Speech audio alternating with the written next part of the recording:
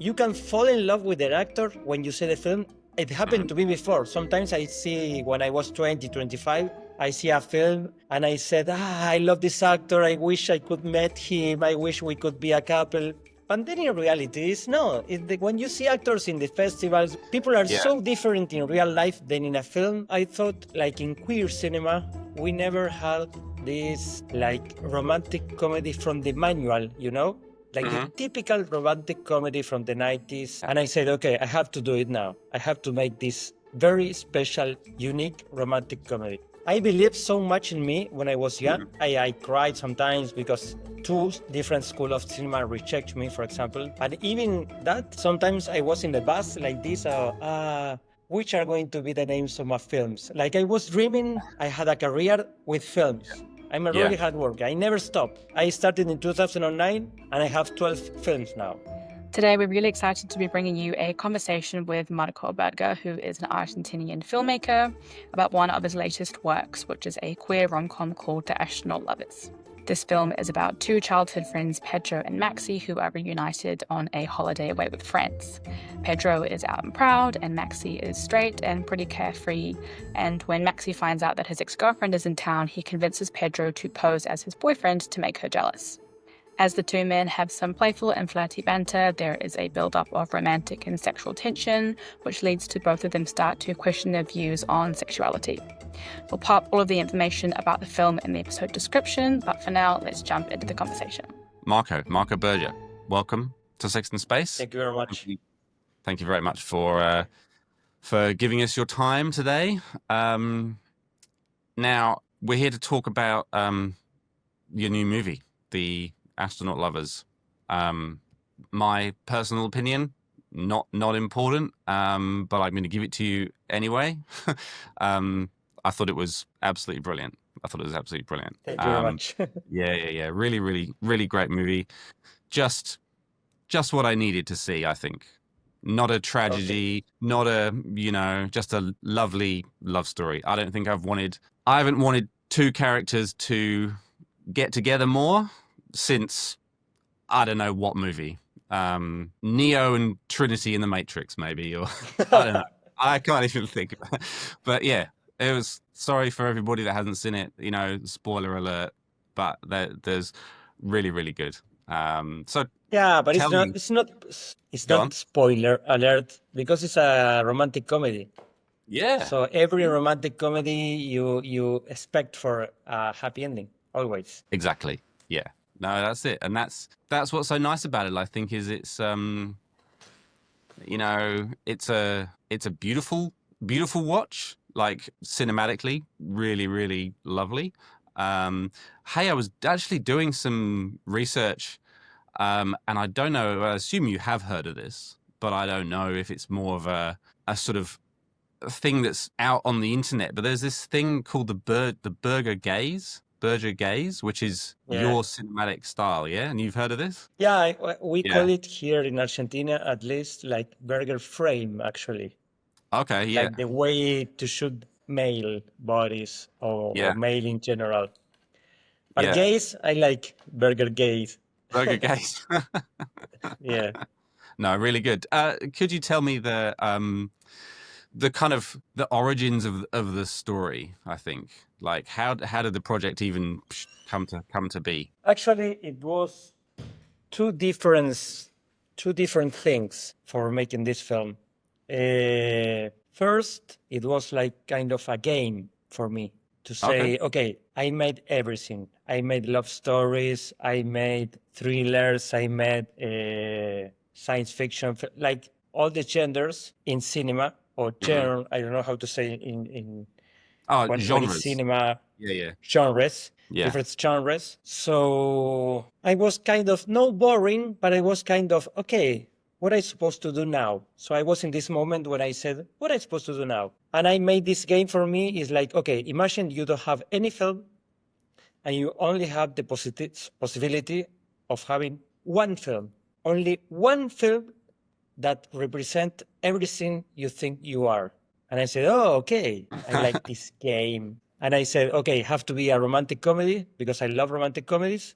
have to have a lot of humor, like talk humor, because I love Friends and Seinfeld. And that's why I said, okay, I have to write this film. And then have like condiments that I like in films, like the sea, like the beach, like the summer, of course, two boys. And also, I thought, like in queer cinema, we never had this like romantic comedy from the manual, you know? Like the typical romantic comedy from the 90s or from the like Meg Ryan comedy. And I say it's Yeah. not like a comedy, like from what I call it like from the manual, like perfect in the structure, but of course being gay. Yeah. And I said, okay, I have to do it now. I have to make this very special, unique romantic comedy. That's what it was the beginning. And then, it's like for me, I opened the computer, I have some ideas, I started writing. I wanted also to make this reloaded way of Plan B, my first film. I think Plan B, in the beginning, it was this romantic comedy, but then it was like, it was another time, so it became more slow, and I love that film, but it was no a typical comedy. It was more like a love story as Hawaii or Taekwondo.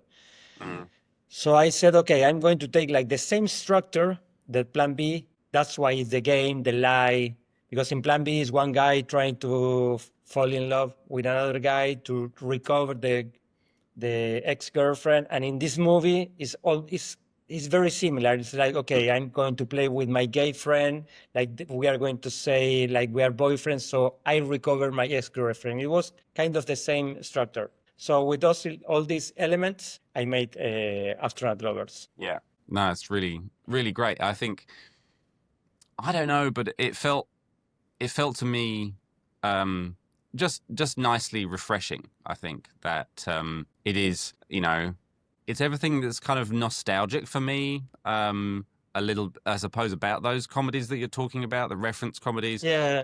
Meg Ryan, Adam Sandler, all those kind of Yeah. slightly silly sort of setups that just, Yeah. whatever it is. But also, I think it was beautiful, and there's a lot of the, the kind of underlying themes, the beach, all that stuff is really, really nice. Everyone has those kind of memories. It's really cool. I think it's really good. Now, Because it's really interestingly, typical. Yes. it is very typical. Yeah. But I wonder, in again, my just researching what other people were saying about it, critics, etc. And I think this is also probably a modern phenomenon that you will have come across as a filmmaker. Is you have critical, reviews, positive, blah blah blah, and then I find there's clips of your movies out there, right? So on YouTube or something like this that fans, I guess, have put together, and under Like there, TikTok.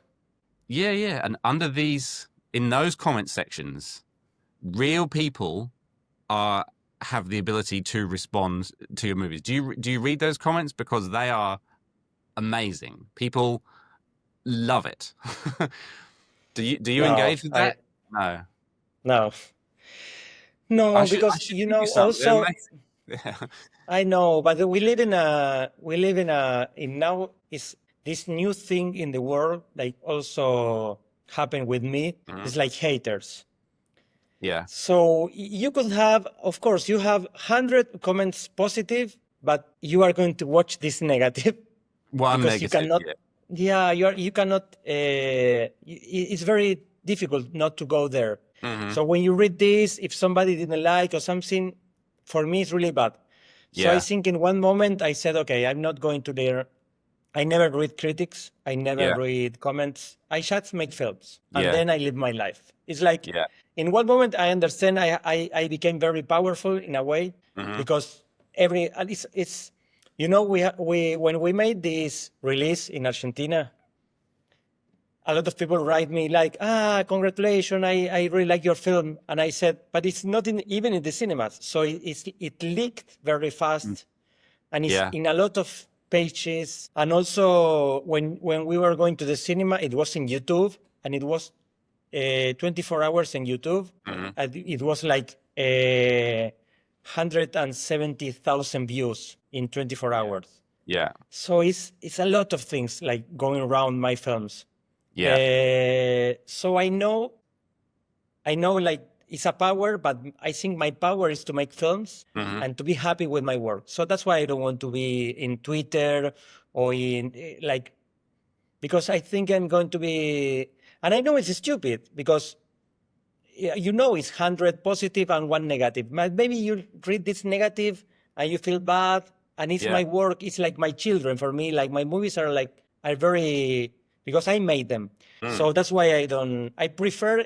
In one moment I said, no, I'm not going to read. I'm not going to, of course, sometimes people say, read this magazine because it's really beautiful. So I go there. But I never do, like when I finish a film, I never research. I never go to Google and say, okay, I want to see all the reviews. I want to see all the, no, it's like, I like my film. I make films, and it's not my work to analyze my work. No, I just hear work. that. I make movies. Yeah. No, it's good. I think that's a good, it's a good discipline for you to stay focused on what you do best. Yeah. Clearly, what I've discovered is there is a whole ecosystem of people who have run out of tears now because they've just been weeping at your movies and they love them so much, or it's affected them in different ways, blah, blah, blah. So, you know, I don't mind telling you that, you know, it's really good. I think, but if you focus on, but also, you know why? Because I think they are going to, I don't want them to change me. It's like, if I read some comments, for example, with Astronaut Lovers, and people say, it's not nakedness enough. And I was like, it was my mistake. And they said, no, this film doesn't need nakedness. So that's why I don't want to feel trapped in this game of this is a mistake, or you need more nakedness, or maybe I don't like this actor, or so I don't care. Yeah. No, I think people can be steered by the comment section, you know. So good on you, keep it real. The process that you went through though to decide to make this, do you think that that's something that other people could use when deciding what movies to make, or is this because, you know, you had your back catalog, you'd made a lot of movies, and then you were like, right, if I was to make just one movie, what would it be? I think it's because I made a lot of voice. Yeah. And also I came from, in one moment I realized I had The Blonde One, I have Young Hunter, and I have Horseplay. It was 3 of them like really dark in a way. Oh, yeah. And I said, okay, now with 3 films like sad in a way, like in a row, like 3. So I said, now I need this bright film, I need this comedy. It was, but I think it's because I can tell you, it's now in my age and my career, I'm doing really whatever I want. It's like I always say this joke, like now I could die. I don't care. I made it. Like I made it. Yeah. So as I made it, now I have fun with the cinema. So I'm trying very different. For example, my next film, the black and white film Dog, is going to be released now in Frameline, the 24th. It's a game. I said, I want to make this very strange film nobody could think I could make, and I'm going to make it. So I'm having fun, actually. Oh, that's great. I think since The Blonde One, I'm having fun. It's like, I don't have more the anxiety of, my first film, no.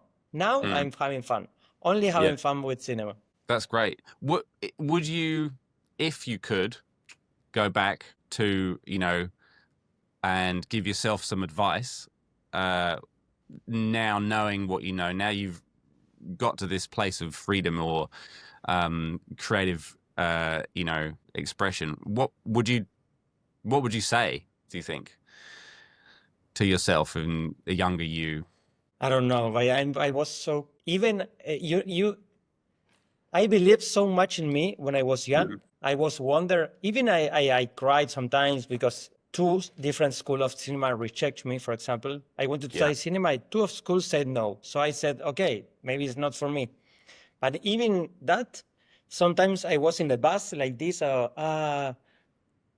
which are going to be the names of my films. Like I was dreaming, I had a career with films.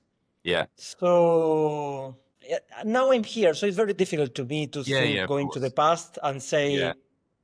I think if I couldn't, I'm going to say like, keep going because you are doing it well. Yeah, for sure. Sometimes when you don't have any films, or when I was 27 and I couldn't even study cinema, sometimes you are very sad and you say, it's going to happen. It's possible. It was only one day when I said, okay, cinema is not for me. So I was crying because I started studying theater when I was 15. Oh, yeah. So when I was 25, it was 10 years later, I think nothing happened actually with my life. And it was like, wow, I think I'm like working since I'm 15, and I never made a film as an actor. I never could make this short film because I come from a family, like middle class family. So I never had my first camera was when I was 30.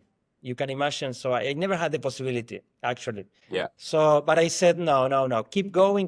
Life is one. I never wanted to be like this uncle in Christmas that say, I wanted to be an actor. Oh, I wanted to make cinema. No, I said, keep going. And I have this, I have this date. I put a date. I said, okay, maybe I make my first film when I'm 40. And then I did it when I was 30. So I take 10 years in advantage. But I said yes. I was always, if you ask me which is my strong thing in life, I'm a hard worker. I'm a really hard worker. I never stop. And you've seen it. I started in 2009 and I have 12 films now. So in 15 years, I have 12 films. It's crazy. Yeah. Yeah, no, that's amazing. 16 years. Yeah, it's amazing. Yeah. The actors, the two main roles for Pedro and Maxi, they had a real dynamic thing going on screen. I think you captured it really nicely with the kind of intimacy, the directing style, and all this stuff. But I think what I'm asking is, how much are you coaching them, or how much is that natural? I think always the cinema is a lie. If you like my cinema, you have to, if you like my cinema and you don't want to hear this because you are going to see like the cooking place, but cinema is a lie. Yeah. I think if you have a good script, and I think if you have two people like you think they match, of course, but I never saw together anyway. One it was in Spain, another one it was in Argentina, but I thought it could work in my head. Sometimes I put in Photoshop the two pictures so I can see if it works. But if you have a good script and you have people that match, and then you make a good working with the actors, always it's gonna work. It's always gonna work because it's a lie. For example, with the blonde one, people said, I think Gaston is in love with another actor. Like I think deep inside, the actor is in love with the other actor. And Gaston is one of my best friends. So I have to say, people like, really sorry, but I don't think they could even be friends. Like they match, like we can take a beer, blah, blah. But if you think these two actors being friends, I said, no, they are so different. They cannot even in real life be friends. So even less like be a couple. So I think it's the magic of the cinema. I think with them and it's perfect. And you see the two boys of Astronaut Lovers, they are amazing good actors, but I think it's more the magic of the cinema. When you see because the film works. That's why they seem so good together. But actually, if you put both these same actors in another film, and maybe it's not a good script, and maybe it's not a good direction, maybe you think they hate each other. So I think it's the magic of the cinema. Yeah. No, 100%. It's amazing the narratives that people will build in their own head based on what they've seen, right? So you got these two beautiful guys. There's the story, the script, the music, the fact it's this lovely summer where everyone's relaxing and all this stuff, and so you kind of go, oh my god, of course, But yeah, you're right. But also, you know what? Even Javier and Lautaro, they are friends, and they they like each other as person. Yeah. One of them told me, yeah, we were taking a coffee and it was a moment where we had like no conversation. So it's the magic of the film. It's not like, it only works inside a movie. Yeah. Maybe as I saw outside the movie, it's not working. So that's why I said, if you like my film, you don't have to hear that, because you are telling like the secret. But the secret is it only works even with the actors. You can fall in love with the actor when you see the film. It happened to me before. Sometimes I see, when I was 20, 25, I see a film, I don't know, for example, Goodbye Lenin. And I said, I love this actor. I wish I could meet him. I wish we could be a couple. But then in reality, it's no. When you see actors in the festivals, when you see so different, people are so different in real life than in a film. So I think this is magic. It is magic. It's not only in my films, in a lot of films.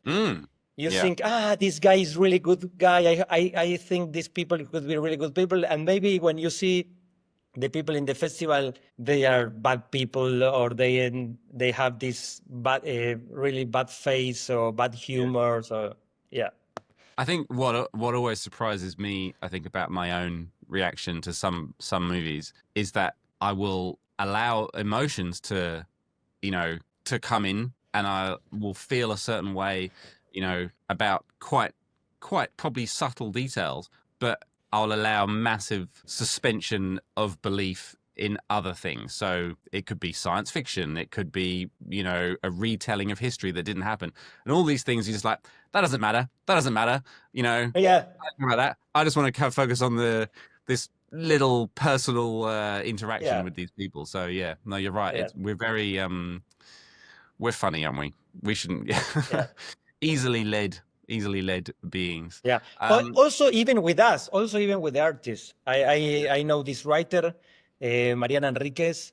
She's a very good writer from Argentina, and in an interview she said, you have to separate the artist from the work, because maybe you love the books of a person, but maybe if you meet this person, is an asshole, and doesn't mean you don't have to. You can also separate. I think people could love my films and then listen to me and say, this is a dumb, or I don't know. But I think it's very important also to could separate. Also for me, when I make films, I let them go, and I say, okay, now the film is there. It's not, now we are separate things. Like Astronaut Lovers is a film that it's leaked in every pages, but now it's not mine anymore in a way. It's like I'm a person, and the film is there, like when you have a son and leave your house and go live alone. It's like, now you go. So I think it's also very important to separate the artist with the work. No, I think that's beautiful. I think you're right. And how, of course, could you even have control over something? Once you've done it, your control is only over the 90-minute movie, right? Not what happens and the latest social media platform that's going to pick it up, and whoever. So I think that's good. Hi, we wanted to quickly ask you if you could please subscribe to Sex and Space. Every click of that button helps us to keep doing the work that we do and bring you more great podcast episodes like this one. Don't just listen, commit, subscribe, and stay in our orbit. So the next project then, what do you say it was called? Dog. Okay. And it's a completely brand new concept. I wanted to try something completely different. I love the film. I dare to say maybe it's my best film till now. For me, it's very powerful because I dare to make, I think I have like, till Astronaut Lovers, I have 10 films that work. I'm very happy because I don't have any film like say, okay, this film, I don't want to hide it, or this film. If you say, okay, you want to take a film of your, like, you are ashamed. No, I love all of them. So I really like my work. And I think that's why, as I have 10 films that really work and people like, I said, okay, I could try everything, because it's not a problem actually if I make a film and it's a bad film. I don't have that fear anymore. I said, I will try. So I tried this film in black and white, very strange. It's not even it's like an absurd, something not even real in this world, but it's working. It's working anyway, and it's really good film, and it is really poetic, and it's really beautiful, and everything is happening in a house. Besides, we have this delta in Buenos Aires, which is a lot of rivers, large streets, and small houses, and so you don't even know where you are. And the story is very, I don't want to spoil it, but the story is very, very strange. Yeah. And I think it's very moving, and it's very erotic as well, and it's very sweet. So it's very strange film. It's very strange film, completely different than Astronaut Lovers. Yeah. I was just wondering how long have the ideas been in your head for the new movie? Since 2 years, maybe 3 years. Okay. I used to have a lot of ideas. Some of them are hidden in my head. Some of them I written in a page, like in Word. I put like I said ideas. And when I have to write a new script, sometimes it depends of special things. Like the last script I wrote, it was especially for an actor. We were friends, and that's why I wrote it. But when I'm free and I have to write, I go in this and said, okay, this idea, or maybe this idea. So I have 6 or 7 ideas fighting each other, and I have this idea that said like dog in the delta, and I said, I have to make this. I have to make this. So I start writing it, and I love it, and I was kind of afraid because it was very crazy. Until the first time I showed the film here to a friend of mine who is straight, and he was watching the film, and in the beginning it was like this, and in a moment it was like, what the hell is going on now? And then after 10 minutes, he watched me and said, wow, I thought you were crazy, but it works. Yeah. And then I said, it's working. So now it's working. Yeah. Yeah. It was a challenge. This film was a really good challenge. No, that's great. So just actually on that creative process between, origination of an idea and, it becoming to fruition, I assume you got a lot of ideas that haven't made it out of the sketchbook? Sometimes, some of them I wrote it because they are, but I never lose an idea. Sometimes I have this idea, like I never wrote it because I have several ideas, but I never said, okay, this idea, I'm going to throw it. No, it's there. Some ideas, in my case, as I make independent films, also some of them, it depends in the quality of the film. Yeah. For example, I have this script since the pandemic. The name is The Guardian, and it's a like retrofuturism film. Like, do you remember Gattaca? Doesn't ring a bell. Gattaca is a film with Uma Thurman and okay, it's like Black Mirror chapter, Yeah. Oh, yeah. So I think if I don't do it well, if I don't do it with money and good quality, maybe I ruin it. Mm-hmm. So some of the ideas I have to save it and say, okay, maybe in the future, maybe in 5 years. And also when I have ideas when I have to write them, I wrote that in pandemic because it was perfect. For it was like the ending of the world. So I said, okay, I'm going to write this idea. But some of them, I said, okay, maybe I'm not going to write this because it's going to be difficult to make it. Yeah. So sometimes I think, for example, now I have another idea, like very independent, but I know everything happened in a hotel. So actually it's a film I could produce. I could make with a low budget. So I have half script. I'm making the script now because I know I can control it. But if you say, okay, tomorrow Messi is your best friend and is going to give you $8 million, so you make everything you make like a Marvel film, I could write this film. But sometimes I don't want to write it until I know it's going to be with money and with good quality in a way. Yeah, this is the problem of the cinema. Yeah. Yeah, no, I hear you.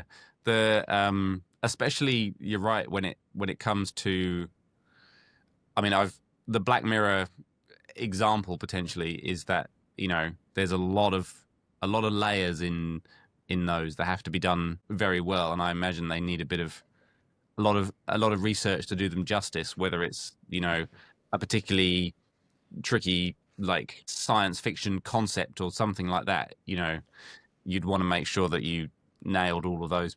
Yeah.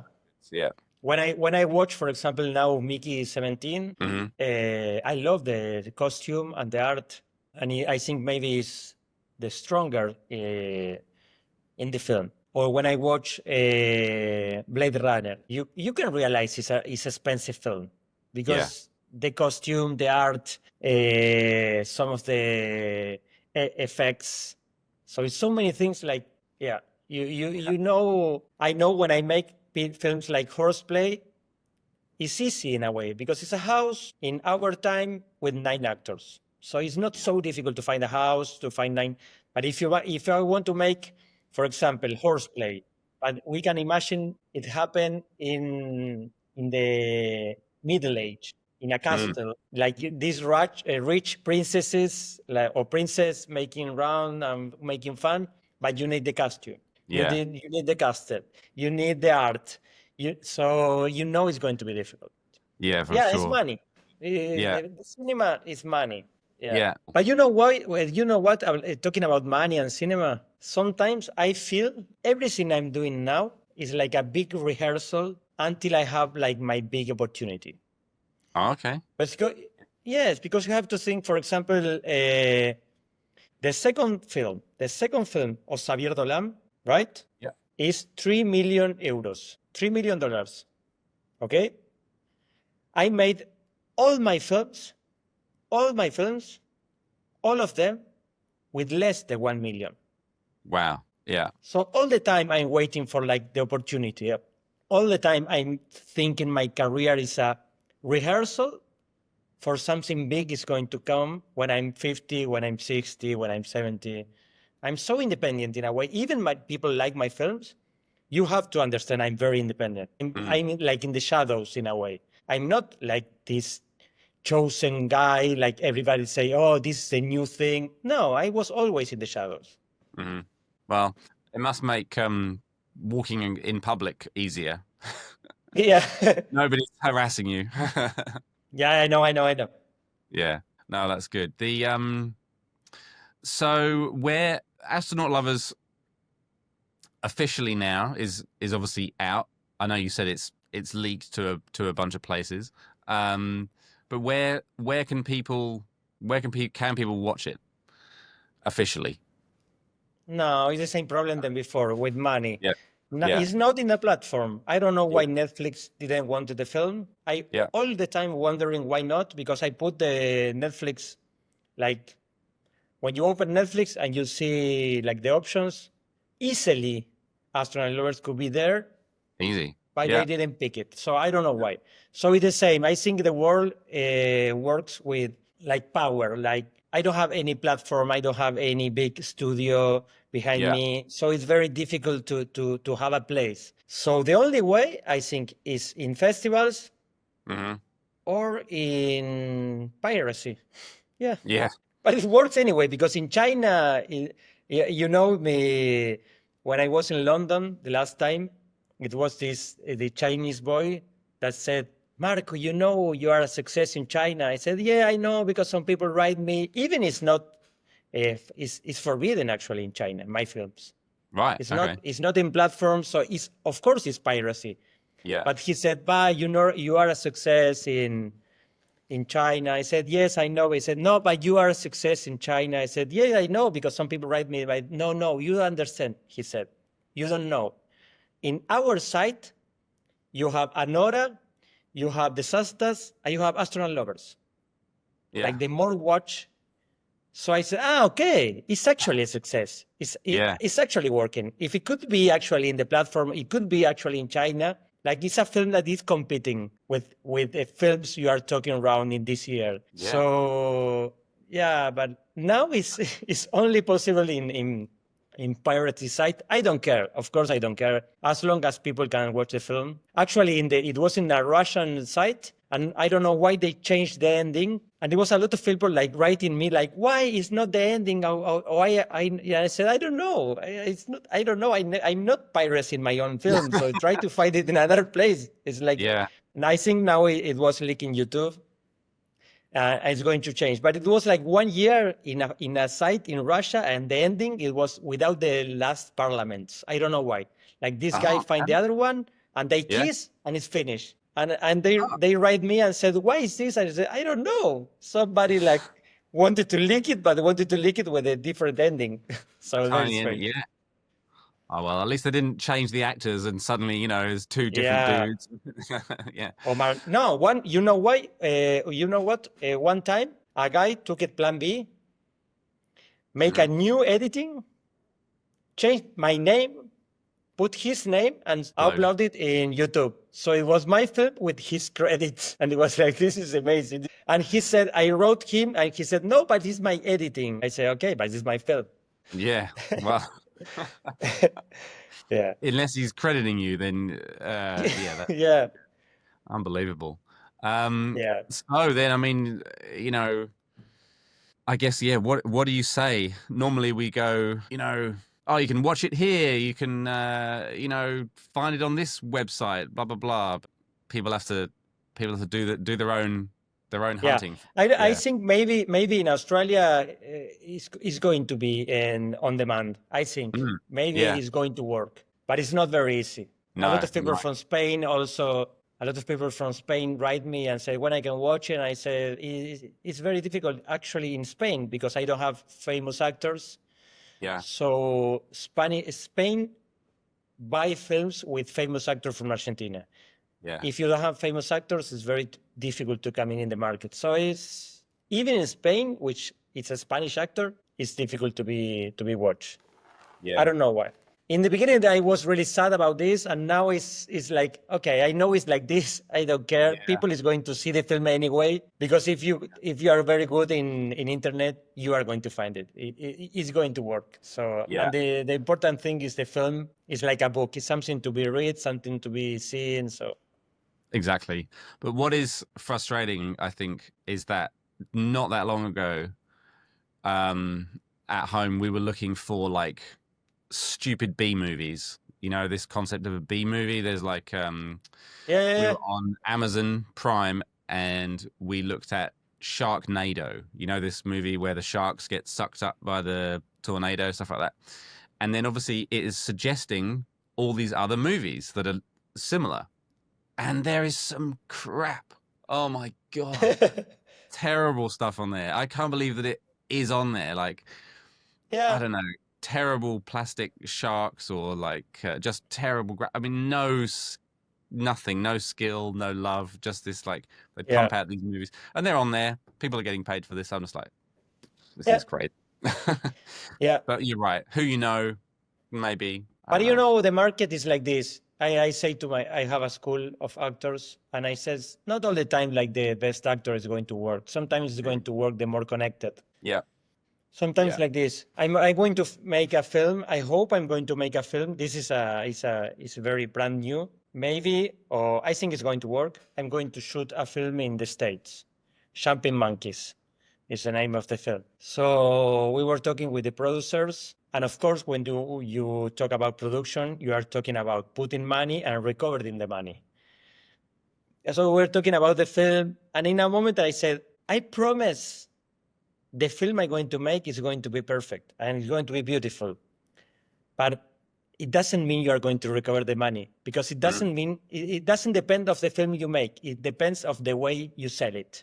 Yeah. You can have crap, but if you sell crap very well, you are going to be rich. Yeah. Absolutely. And maybe you have a pearl, but if you don't know where to put this pearl, you are going to have nothing. So the market is very, Yeah.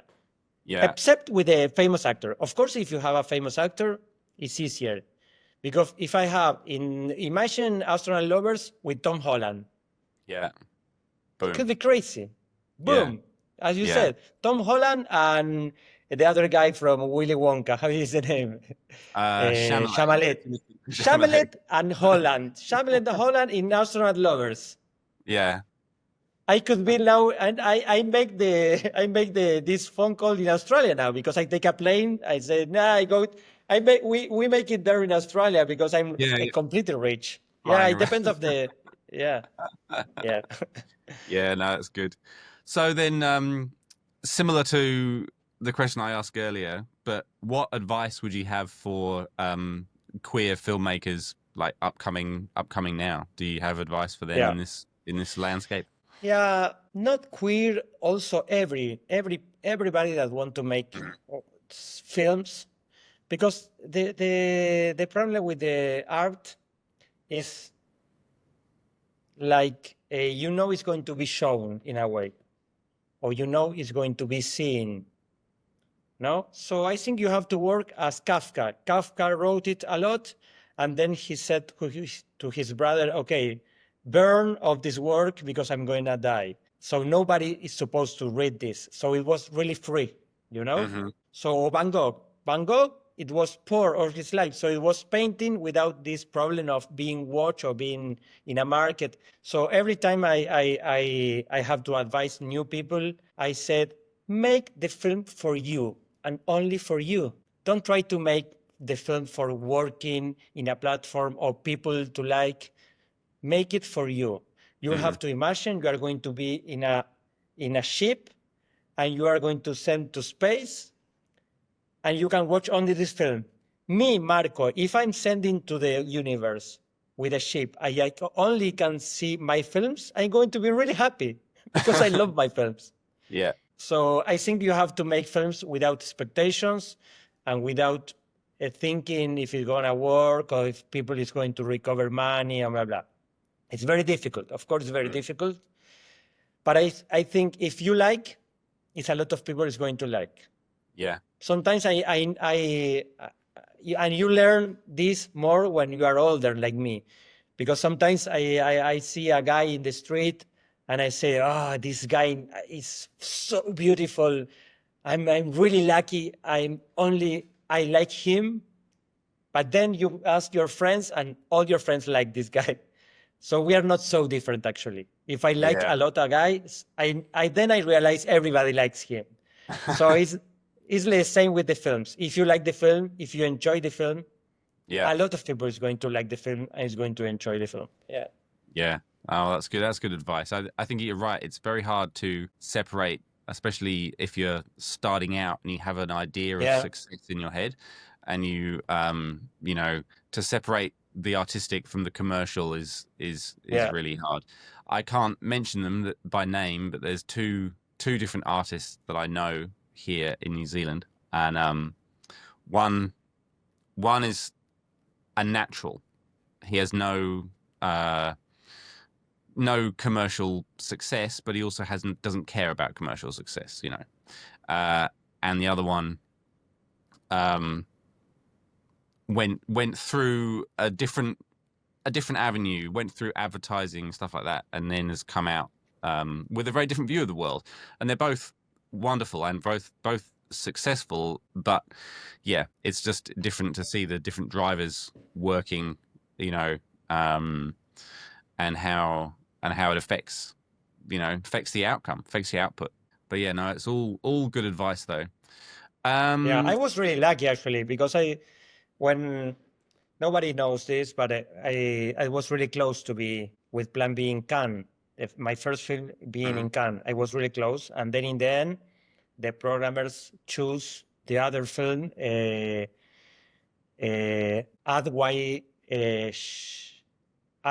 Wide Open. Like different, this film, like this Jewish guy. This film, it was in Cannes, not my film. And sometimes I think, how could be my career now if I was with Plan B in Cannes? Maybe I had so much pressure and anxiety and trying to make this career really big and blah, blah. So sometimes I think I was lucky to be in the shadows because I was so free. And now I'm older, so I know I can make everything, only the things I want. So it's very difficult because when you come in the market, everybody want to put the hands in your work. Yeah. But for me now, for example, if I'm called from Hollywood tomorrow, because they like the way I do things. So if me now with 10 films, am I called to be there because they want me to be completely free? If not, they are not calling me. So actually, it was a bless. If you are free, it's a bless. If you are free to do whatever you want, in the end, it's a bless. Yeah. Because you don't feel any pressure. You work so free that it's very honest, the work in the end. Yeah, that's good. And does it bring you a lot of joy doing what you're doing? Yeah, of course. Yeah. And feels like it's your authentic, path for you, right? Yeah. Brilliant. Well, that's great advice for everybody. I think we can leave it there. So yeah, Astronaut Lovers, people can find that wherever. Yeah, I said Australia because I know maybe it's the closest market. I don't think it's going to be in New Zealand. Yeah. Because I never had any of my film in New Zealand, but at least in that area, it's going to be in Australia. Yeah. So, or you can find it in Sydney in the DVD store, or you can find it in Sydney in the OS, or maybe the market is similar. Maybe New Zealand and Australia is the same market. I'm not sure. Yeah, it's But pretty I similar. know at least I know it was in Australia. Mm-hmm. Are there any really good queer streaming services? Which is the best one? Should be. I don't think it is. There's Should nothing. be. I can't think of anything that doing that really well. Yeah. Yeah. Well, maybe that's what people should start for the commercial success. Start a good streaming service. Yeah. Yeah. Cool. So, in terms of other people being able to follow you for updates, stuff like that, do you have any social media that you want to shout out? Do you promote yourself on Instagram? Blah blah blah. Yeah, I'm making my site. I hope is finished really soon. Is marcoberger.com. Then there in that place are going to open kind of a membership. Yeah. So you can watch my short film, The Exchange, or in the future I can put like everyday shooting when I'm making a film or blah blah.